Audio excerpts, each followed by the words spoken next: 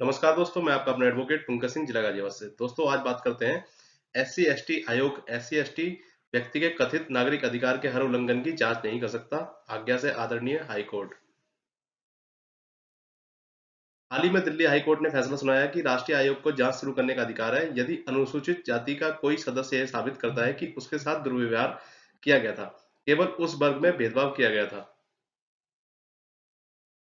न्यायमूर्ति यशवंत वर्मा की पीठ राष्ट्रीय अनुसूचित जाति आयोग द्वारा अधिकार क्षेत्र की धारणा और दूसरे प्रतिवादी द्वारा की गई शिकायत के आलोक में शुरू की गई कार्रवाई पर सवाल उठाने वाली याचिका पर विचार कर रही थी।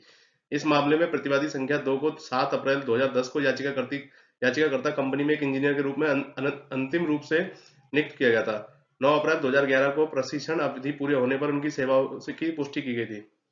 याचिकाकर्ता का दावा है कि उसके प्रदर्शन पर विचार करने पर उसकी सेवाएं 25 सितंबर 2012 को समाप्त कर दी गई थी। उपरोक्त समाप्ति के 6 साल बाद दूसरे प्रतिवादी ने 8 जुलाई 2018 को आयोग को शिकायत की। आयोग ने उत्तर प्रदेश सरकार के प्रमुख सचिव विद्युत के साथ साथ प्रतिवादी संख्या 3 के प्रबंधक निदेशक को तलब किया।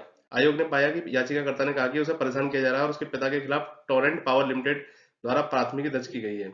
आयोग ने कहा कि आगरा के एसपी और डीएम आगरा याचिकाकर्ता के पिता के खिलाफ प्राथमिकी की जांच करेंगे और रिपोर्ट देंगे कि यह प्रेरित है तथा तथा तथ्यात्मक परिस्थितियों पर आधारित है। पीठ के समक्ष विचार का मुद्दा था। इस मामले में राष्ट्रीय अनुसूचित जाति आयोग का अधिकार क्षेत्र क्या है? पीठ ने कहा कि आयोग को जांच शुरू करने का अधिकार है, बशर्ते अनुसूचित जाति का कोई सदस्य कम से कम प्रथम दृष्टया यह स्थापित करने में सक्षम हो कि उसके साथ दुर्व्यवहार या भेदभाव किया गया था। केवल इस तथ्य के कारण कि वे उस वर्ग से संबंधित है, आयोग को संवैधानिक रूप से अनुसूचित जाति और जनजातियों के अधिकारों से वंचित करने के मामलों की जांच और जांच करने का अधिकार है। उच्च न्यायालय ने कहा कि यह उस वर्ग के एक सदस्य के कथित नागरिक अधिकार का हर उल्लंघन नहीं है जो आयोग को अधिकार क्षेत्र संभालने का औचित्य साबित करेगा। जैसा कि बार बार कहा गया है कि कानून द्वारा गारंटीकृत अनुसूचित जाति जनजाति के सदस्य का अधिकार है और इसका उद्देश्य उनके अधिकारों की रक्षा करना है जो आयोग के लिए कार्रवाई शुरू करने के लिए अनिवार्य है। पीठ ने पाया कि याचिकाकर्ता की सेवा समाप्त होने के लगभग 6 साल बाद शिकायत खुद ही की गई थी। इस प्रकार यह एक ऐसा कारक था जिसे जांच शुरू करने से पहले आयोग के साथ अनिवार्य रूप से तौला जाना चाहिए था।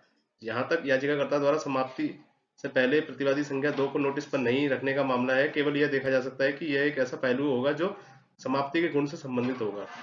उच्च न्यायालय ने पाया कि यह दूसरे प्रतिवादी का आरोप नहीं था कि उसे याचिकाकर्ता द्वारा केवल इस तथ्य के कारण नोटिस पर नहीं रखा गया कि वह अनुसूचित जाति का है। किसी भी मामले में बर्खास्तगी की कार्रवाई के गुण या अन्यथा जांच के लिए उत्तरदायी था। यदि प्रतिवादी संख्या 2 यह स्थापित करने में सक्षम था कि कार्रवाई दुर्भावना पर आधारित थी या उस पर तथ्य से प्रेरित थी कि वह संबंधित था अनुसूचित जाति। उपरोक्त को देखते हुए पीठ ने याचिकाकर्ता को मंजूर कर लिया। केस शीर्षक टोरेंट पावर लिमिटेड बनाम अनुसूचित जाति और अन्य के लिए राष्ट्रीय आयोग।